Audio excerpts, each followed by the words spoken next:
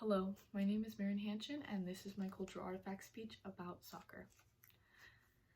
Did you know that in 2018, around half the world's population tuned in to watch the FIFA World Cup?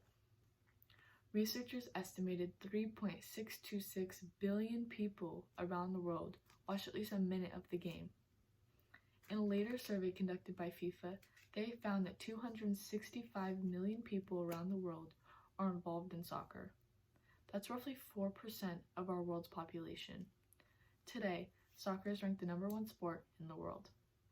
But it has taken years of development and improvement in all aspects, from the specific rules of the game to where people play, how people play, as well as what should be worn while playing in order for the sport to get to where it is today among the world. Soccer is believed to have been created over 3,000 years ago. The earliest dates of soccer go back to the 2nd and 3rd century BC in China, when military forces engaged in a game which involved kicking a leather ball stuffed with fuzz into a small hole. Similar to China, other forms of the game were seen in numerous other parts of the world, including Egypt, Japan, Greece, Mexico, Britain, Italy, Alaska, and Canada. But it wasn't until 1863 that the first official soccer league was formed in London, when 11 schools and clubs came together to establish a single set of rules for the game. Since then, the rules of the game have evolved to fit how soccer is played in today's generation, and numerous other rules have been added to it. Before 1863, rules varied based on the location and the amount of people engaging in the game. The games were often very violent, and kicking down your opponent was popular in showing masculinity. Even in very few cases, death was an end result.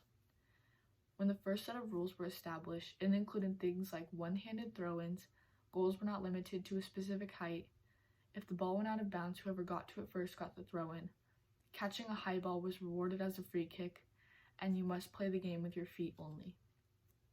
In the earliest days of soccer, teams would be divided based on how many people wanted to participate. Footballhistory.org states, the goalkeeper was not a distinctive position. Not until 1901 did the last man on the team start to wear a different colored shirt. It seems that all a team needed was a ball to kick. The field and size did not matter. People would play wherever there was space, and they would kick around whatever round shape they had available.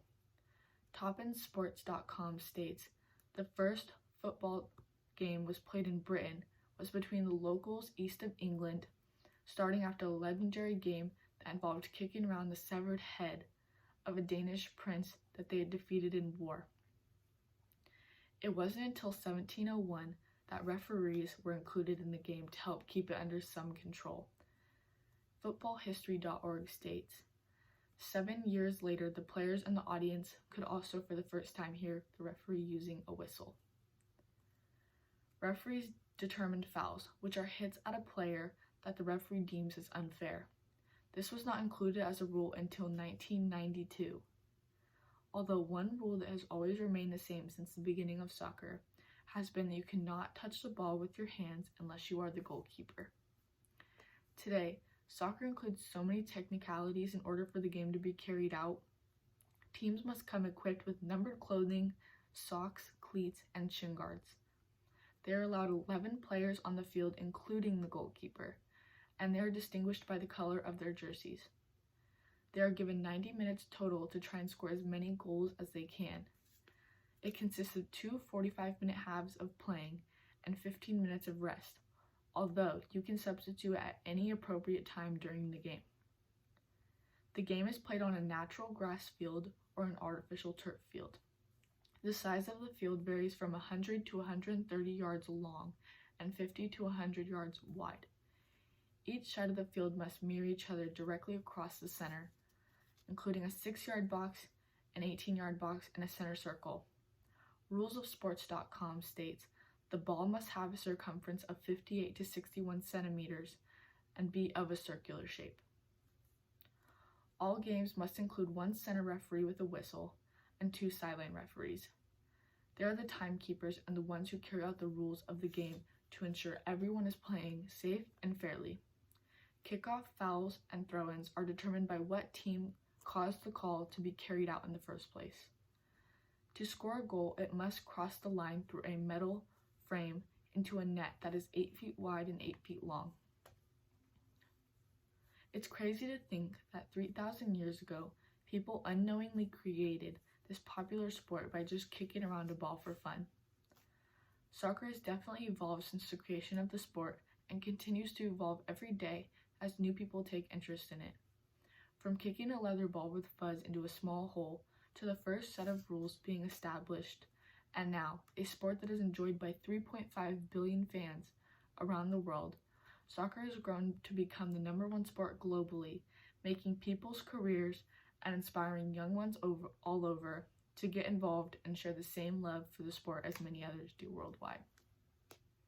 Okay, so for my culture artifact, I'm going to give you a rundown of how I would prepare for game day. So first thing first is your outfit. Usually we'll receive a text from our coach telling us what kit we'll be wearing, and the kit is the outfit. So we have 2 kits on my team. There is a white kit, which includes white shirt, white shorts, and white socks, and a blue kit, which includes blue shirt, blue socks, and blue shorts. So depending on what he tells us, I would wear one of these, and it doesn't have to specifically be all white or all blue. We can mix and match as much as we want, but we just cannot be matching the opposing team with our jerseys or our socks. Once I have my outfit picked out, I would also get my soccer bag ready. So I would include energy drinks, my water, extra ibuprofen, and hair ties, as well as shin guards and cleats in here.